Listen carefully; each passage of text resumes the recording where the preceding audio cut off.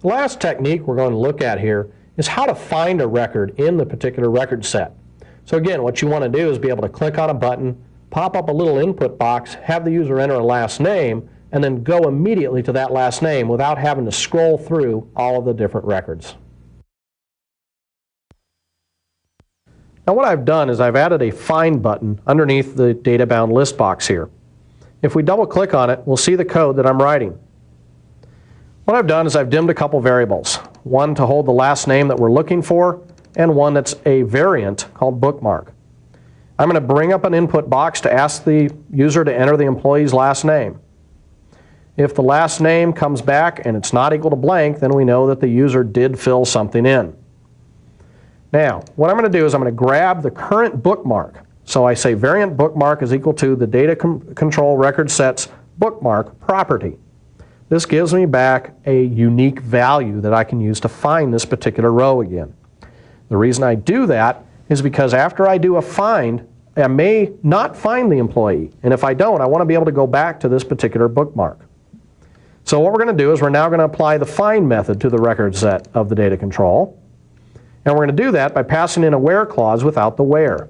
So I'm going to use my field name, SZ last name, like, and then in quotes, the last name that I type in, and then again a single or a asterisk, because that's the wildcard character, and then a single quotes. Basically what this comes out to be like is SZ last name is equal to, and then in quotes, like if I typed in an S, that's what we are actually giving to the find method. So that's the scenario. What we want to do is pass that down to that find so it can find everything that starts with the S's, or find the first row that starts with the S's. Now after doing that find, two things are going to happen. Either we found the record, in which case we've just moved the record set and everything updates appropriately, or we're going to hit end of file. Now if we hit end of file, that's not where we want to be. So I'm going to take my variant bookmark and give it to the bookmark property of the record set of this data control. Then I'm going to pop up a message box that says the employee is not found.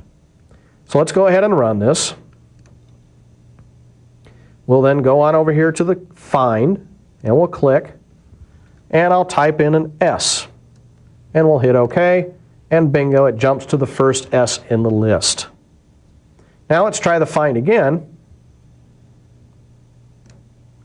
And let's type in something that does not exist, such as an I, and hit OK, and I get employee not found. But you'll notice that I did not move off of this record, and that's because I had set the bookmark prior to going in. Well, in this section, we took a look at a lot of little neat techniques for programming the data control. Obviously, you have to get down and you have to write some code. You have to get into the record set object. You have to understand the event model for the data control, which takes a little bit of doing. It's not a very easy thing to program. What we'll find out in a later tape is that we can actually bypass the data control altogether and get a little bit more control over this. In the next section, we're going to talk about multiple document interface, so stick with me.